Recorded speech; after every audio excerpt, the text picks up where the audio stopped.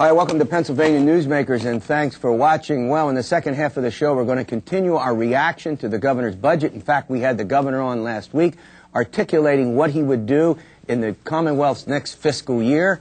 At the moment, we have two of Harrisburg's leading journalists to talk about what else but the state legislature after these words. This is Pennsylvania Newsmakers, a fast-paced, unrehearsed weekly discussion with and about the leaders who shape your world. And now, here's your host, Terry Madonna. Hi, welcome back to the program. Let me qualify that. We have two journalists who work in Harrisburg, but who cover the statewide on a variety of political topics. Joining me, as often is the case, are two of our regular contributors, Pete DeCoursey from Capitolwire.com and Brad Bumsted from the Pittsburgh Tribune Review. All right, guys, well, I'll tell you, the legislature is a full-time employment bill for both of you. Let me just start this out, because every week there's something. Peter, I want to start with you. A couple of weeks ago, the stories broke about the bonuses. There's several $1 million given to members of the legislature, the staffs of the legislature, some huge percentages of their income. The legislature, I think, has, the leaders have backed off from all of them, I think, saying no more of these. What's the latest on the bonuses? Well, Brad, the House hasn't backed off on them yet, have they? No, they haven't. I think they've just said they're taking a look at them, or they're Republicans. They're on hold for a while, but they don't give them to the end of the year anyway. Okay. But the significant thing there was, for the first time, we saw what has happened in this new fractured legislature, which is the Patriot News came out with a story saying House Democratic staffers who didn't get bonuses are grumbling, and House Republicans do it too. Then people started to try to get the list of the bonuses. Then, and the story was originally broken by my old paper, the Patriot News, we should point out. Then the fascinating thing happened is that Joe Scarnati, the new leader of the Senate Republicans, did an interesting thing. He informed his co-leaders, the House R's and the Senate D's, that he was going to put out his list. He gave them 24 hours notice so they could get their own lists ready. And while all the attention was on the House D's, Scarnati broke the logjam by releasing his list. And said there will be no more bonuses. And said there will be no more, and got after his own staff, because his own staff, which is somewhat inherited from the previous leaders who lost in the primary, Bob Jubileer and Chip Brightbill, he told them, because he felt that he had not been dealt with. He asked a question about bonuses earlier, didn't get a full answer, and said, the next time I get within 2 blocks of something like that, you better drive me to the front door and tell me exactly. But don't talk around me. I mean, legislators all over the place were saying that the staff people who were assigned to them got bonuses and they weren't even aware of them. That's right. Many legislators say they had no idea these bonuses were given. One of the biggest problems with the bonuses were not just the size of them, as you pointed out, but the fact that they were done secretly. Yeah. They weren't part of the payroll. You couldn't go look up and see. And DeWeese wrote a letter to the majority leader of the House, Bill DeWeese. Go ahead. Wrote a letter to the people receiving the bonuses saying, don't say anything. Don't talk about it. Yeah. But all right, well, let me ask you this question then. You've got a situation where people are getting bonuses, in some cases 25–30% of their salary. Now, not the 2–3% that you would think of customarily, but the people who were best in a position to evaluate them, the people they work for, didn't even know about them. In some cases. In some cases. And frankly, in some cases, people said they didn't know about them, and You're not sure. Dubious. Yeah, and the vast majority of the big bonuses, the really top-end bonuses, went to the top caucus leaders, Mr. Vion and Mr. DeWeese's office. To what Mr. Evans, to a degree. Dwight Evans to a degree. Appropriation but in chair terms of a State development, the biggest development that occurred this week is that the State Attorney General, Tom Corbett, said he's going to investigate the bonuses.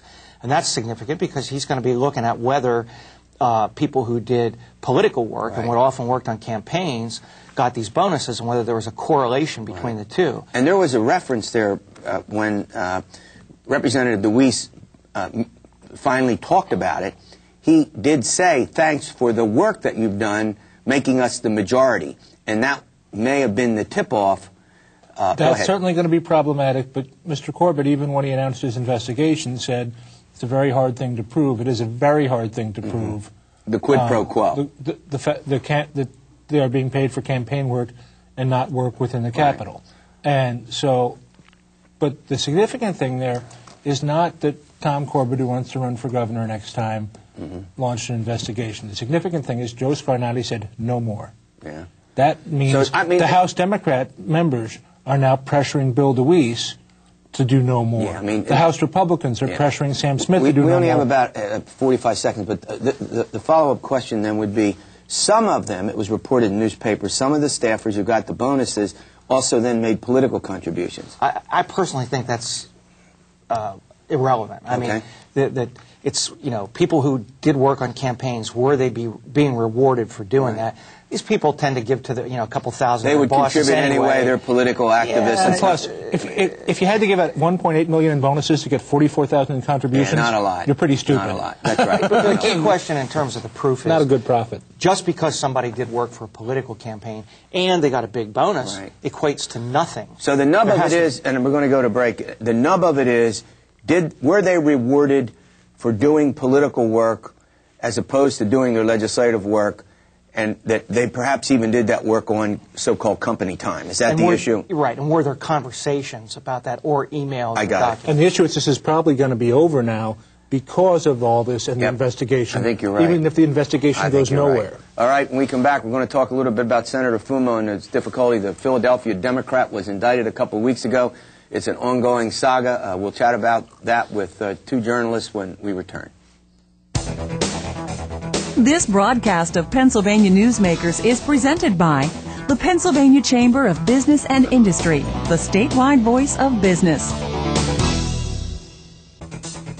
This broadcast of Pennsylvania Newsmakers is presented by Pennsylvania Medical Society. Doctors and patients, preserve the relationship. And by the Pennsylvania Manufacturers Association. Business in Pennsylvania is our business.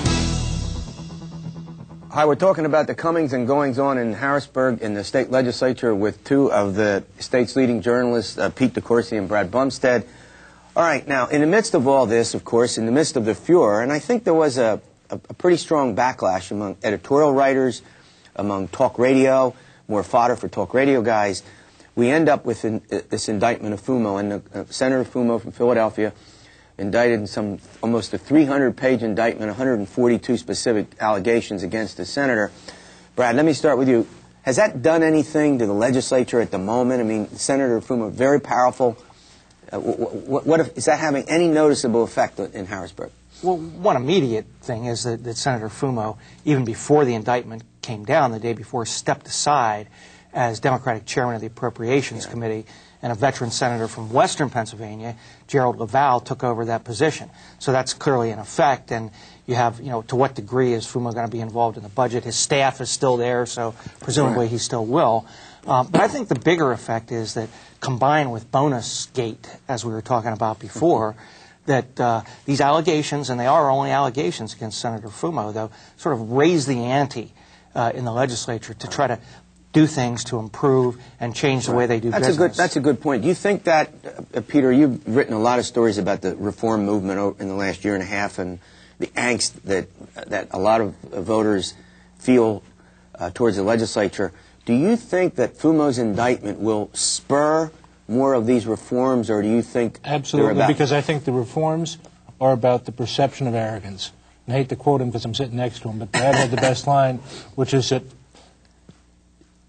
what Fumo was indicted for in the indictment is louder and means more than Joe Scarnati making a dozen moves or the House Reform Commission voting on a dozen items. Because what people are concerned about is the perception of arrogance and personal gain from politicians. And right now, while Fumo denies it, you have the impression that even if he didn't do anything illegal, he did an awful lot of things that were arrogant and for personal gain. And so the question, obviously we're not going to get into the legal side of the indictment, but the indictment itself does list a lot of staff time being spent on sort of a lavish lifestyle, and that's your point. Go. And on his personal businesses. That and one Which, of the... you know, is the indictment. That's part of the indictment. None of us went and proved it ourselves. That's right. And one of the things that's problematic for state government, for the legislature, and if you set aside whether Senator Fumo committed a crime, just forget that for a moment. Just the fact that you had Senate contractors under him who were getting paid substantial sums of money and were only submitting the barest invoices. Sure. Forget intent for a moment. Just how could these be paid? And I think if you look at that, Senator Scarnati has already called for, a real audit. Yeah, well, as you know, Ernest, spending. yeah, and let me just make one point. Obviously, look, the senator has innocent until proven guilty. None of us are alleging at all that he did what the allegations say. We're just obviously talking about its implications. But even the audit, the legislature's own audit, Ernst & Young, over the years has said they really can't tell when you get an invoice what it was for. Well, they can't tell because they were basically told not to look. Yeah. I mean, basically all that audit ever does is just adds up the total dollars spent and looks in various categories and doesn't really audit, right, how well the money was spent or if it was spent properly. All right, the final issue, Peter, I'm going to turn to you, is this reform movement. As you know, it's going on. The Senate has some rules changes they've been talking about over in the House. The new Speaker has this commission. It's actually at work. What's your best guess about how that moves as we get into the big budget debate that will take place in the next couple of months? I think we're going to finish some rules improvements, which is going to put some pressure on the Senate to up its rules again. But the fact is, this is all going to get lost in the budget wrangle over the taxes in June. And the real test of the reform movement is whether, when the Shapiro-style House Commission comes back after the budget and starts looking at big things like redistricting reform, lobbyist reform. Much tougher to do than just what time of the night they vote on a bill. Whether by next fall the legislative leaders will still want to hear any of that. Final word? Go ahead. I think that Pete's right to a certain extent. It gets tougher as you go, but these two recent incidents, Bonusgate and the Fumo indictment, make it a little bit easier to go beyond just the minimum amount of reform that they probably plan to do. All right, great update. All right, when we come back, we're going to continue our reactions to the governor's budget from the Pennsylvania Health Care Association. We're going to talk a little bit about what all this means to folks in nursing homes and others in, as you get a little older, like we're all getting, about their care. Important couple of segments coming up after these words. This broadcast of Pennsylvania Newsmakers is presented by the Pennsylvania Credit Union Association, Pennsylvania Credit Unions, where people are worth more than money, and by the Energy Association of Pennsylvania, Pennsylvania's energy information source. This broadcast of Pennsylvania Newsmakers is presented by the State System of Higher Education, 14 state-owned universities. The state system is the largest provider of higher education in Pennsylvania. And by the Hospital and Health System Association of Pennsylvania, working towards a healthy Pennsylvania. Welcome back to Pennsylvania Newsmakers. Well, we continue our series of reaction to the governor's budget. The governor was here last week. Today we have Dr. Stuart Shapiro, who's president and CEO of the Pennsylvania Health Care Association. Dr. Shapiro, welcome. Nice to see you, Terry. All right, let's go to the heart of this. We've been getting various reactions, and we're going to talk about the governor's health care proposal. Overall, what's your impression about the way the governor wants to try to cover the some 1 million, round them off, of folks who don't have health care coverage right now with this it seems like a fairly complicated scheme, but what's your thought about the prescription for Pennsylvania, his overall plan? My first reaction is bravo to Ed Rendell. He's taking on a tough problem. Yep. He's looking at ways to address it. And he's actually addressing it in a pretty simple way and in a solution that makes sense. Mm-hmm. On the flip side of that, we've got to pay for it. Yeah. And that's where the challenge comes in. His methodology to deliver the care, putting it through workers in the workforce, is terrific. But we have to find a funding mechanism. So you think at the moment, as opposed to trying to have a single-payer government-run plan, government will have much to say about this. This approach is better than just having the government flat-out pay for it. Oh, this is a terrific way to do it. Mm-hmm. You run it through people's insurance companies where they work, just like you get your insurance through your employer, and 70% of Pennsylvanians get it through their employer. But the problem still is, how are we as a Commonwealth going to afford it, and how are we going to afford it without abandoning other commitments we've made, especially to the elderly? Because that's the challenge. That's a good point, by the way. In our discussions, like the week before the governor was on, they did say more about that, about not abandoning the elderly. It's not come up yet at all. Well, it hasn't been looked at closely. Okay. But if you look at the governor's budget, which is where you begin to lay out how you're going to pay for this, nursing home expenditures have gone up somewhere around 1% in the budget. And the fact is that wages to the people who work in nursing homes, and those are tough jobs, have gone up about 5%. And they've gone up 5% last year and 5% the year before. So while you've seen a 25 or 30% increase in cost over the last 4 or 5 years, you've only seen an increase in reimbursement of 15 or 16%. So the problem is, how are you going to pay for, make sure you have a commitment to the elderly, you don't rob Peter to pay Paul. Now, is your point that in the governor's plan at the moment, there's no contingency for that? That's correct. What they've done is they've said, we want to create all sorts of new entitlements. Okay. And new entitlements are great, but we have to find the money to do that without sacrificing the services that are provided in nursing homes or elsewhere for the elderly. Now, one of the things we always talk about is this big statistic about how we have the third, as a proportion of the population, the third oldest population, got this aging population. It ain't going anywhere. And that just getting older. It's just, we're just getting older. But fortunately, as we get older, we're also much healthier than we were 2 or 3 decades ago. But the older we get, the more time, because of advances in medicine, we're going to have to spend in nursing homes or in some kind of alternative care. Am I right about that? Oh, you're absolutely right. And in fact, in 2020, all the projections say a quarter of Pennsylvania's population will be over 65. That's 25% of all Pennsylvanians over 65. All right, we're chatting with Dr. Stuart Shapiro. We'll be back in a moment. We're going to take a little break. We're going to continue this discussion. The doctor brought up a great point. We haven't considered that yet in our reactions to the governor's very ambitious health care proposal. And we'll continue with this discussion when we...